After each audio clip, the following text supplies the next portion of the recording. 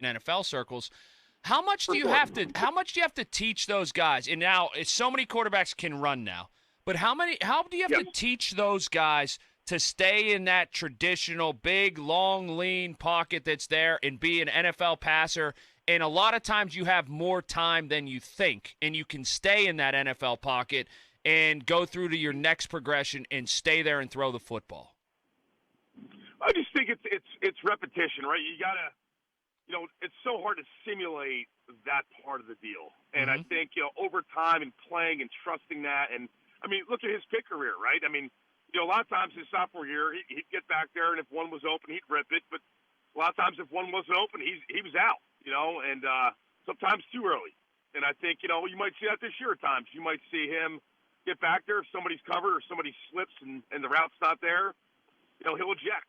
And over time, once he gets more comfortable running a system, like he did with Mark Whipple, you start knowing where 2 is and 3 is and the timing of that. Like, it's so much of, like, my eyes see it, my mind thinks, and my feet does, right? So that's kind of our connection, right?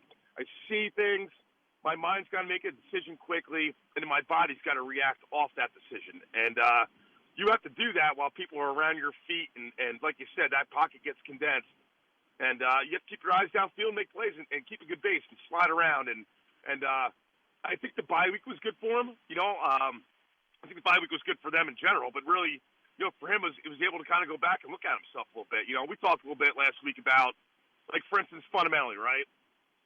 One thing he was doing was his on a shotgun 3-step drop, and you take a hitch or a reset, right? So sometimes quarterbacks, their third step gets too far outside their back hip. And then what happens is they just get off balance on their hitch, right? And that's why they miss high and low.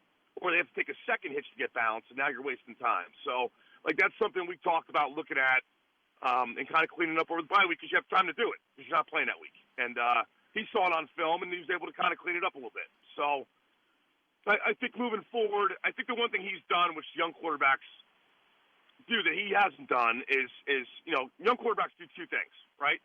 They lock on a 1 in progression. So you see the guy go 1 hitch, 2 hitch, sometimes even 3 hitch because they're just locked on 1. Or the second thing is they just pick a guy in the play. Like, okay, what's George got this play? Oh, he's got a curl. He might be 4 in progression, but I like George a lot. He's really good. I'm just going to throw George the ball, per se. So, and they get in trouble because it's not part of the play or the timing of it's not there because he's like 3rd or 4th in the play. That ball's not meant to get there on a plan or a hitch. It's meant to get there on, like, 3. That makes sense, So, and that's one thing he hasn't done, and he won't do. He's going to play it the right way, and it's just getting more time down with the guys. I'll be honest with you, it's the marriage of getting timing down with the guys running those routes, right, within the pass concepts that Coach Canada wants. Tony,